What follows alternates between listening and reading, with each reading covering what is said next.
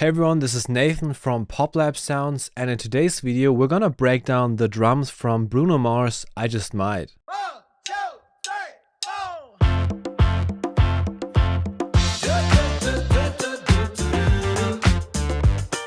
These drums have this nice vintage 70s character, pretty dry sound, but what's also special about them is the percussions that are layered on top of that. And we're gonna come to that later. Let's start with the kick drum first. So we have a pretty basic 4 on the floor kick drum. And the reason you see different slices here being played is because they're all different round robins of the same kick hit. And this way it sounds like an actual live kick drum. On top of that,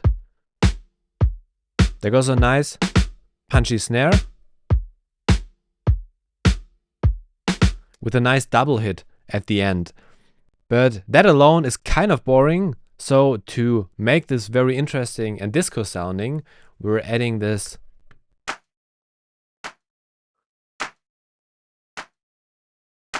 nice disco clap. This one is layered out of 2 sounds, which I made specifically that way so they don't sound so robotic. So basically we have these live claps here,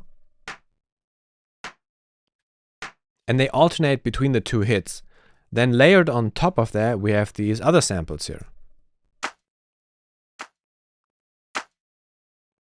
And these are always the same 2 samples being played. It's just that they're at a different volume, and therefore when we layer them with the other sounds, we just get a very interesting variance for each hit. Now when we bring this back to our kick and snare, all of a sudden the drums sound much more interesting. We get that nice disco sound. Then we have this nice hi-hat loop on top. And you see these are 2 different tracks, and the reason they are 2 different tracks is because they're 2 different articulations of the hi-hat. So we have one that's a little bit longer, and then we have one that's pretty short.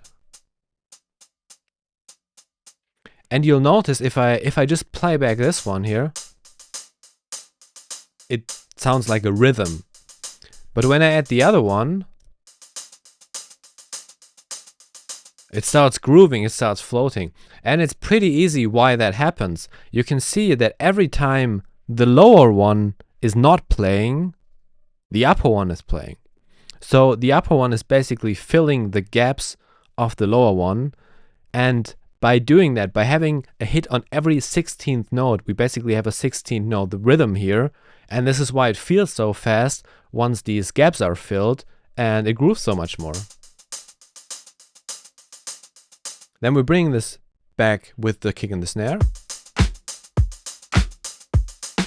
Now we come to the special sounds in this song, which are the congas. The congas are basically a high hit, sorry, this is a low hit, and then a high hit. And they're alternating. And then in between that, we have some slaps, layered with another slap. And when we put this all together, we get a nice little. And finally, there's a little crash on top. And the drums are pretty basic. It's a 4 on the floor kick drum. The snare is just hitting every second hit. But what makes this so disco sounding is the use of the percussions here and also the clap. Because if we remove that and play that with the stems, it's kind of boring.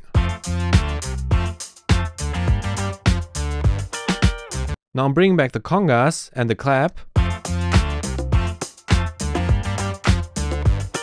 It just sounds much more alive and much more groovy. And lastly, there's also a little drumstick.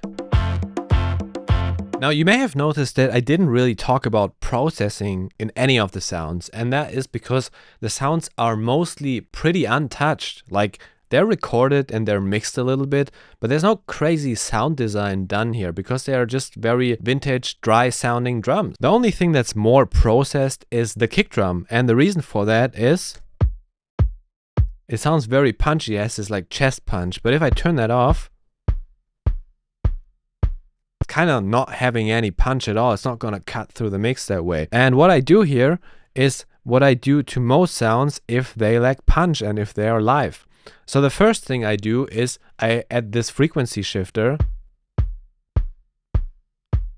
which changes the frequency. It pitches it up a little bit to match the frequency of the original sound. Then I'm adding a disperser here, which is a all-pass filter, and that is applied to 80 Hertz. Sounds very complicated. You just gotta listen to it and you know what it does, because this one adds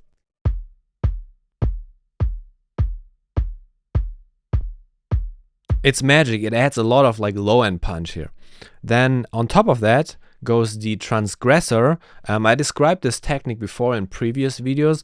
Basically, I'm reducing the high frequencies of the sustain of the sound, and this way I can almost emulate making the drums sound more dead and reduce the room tone.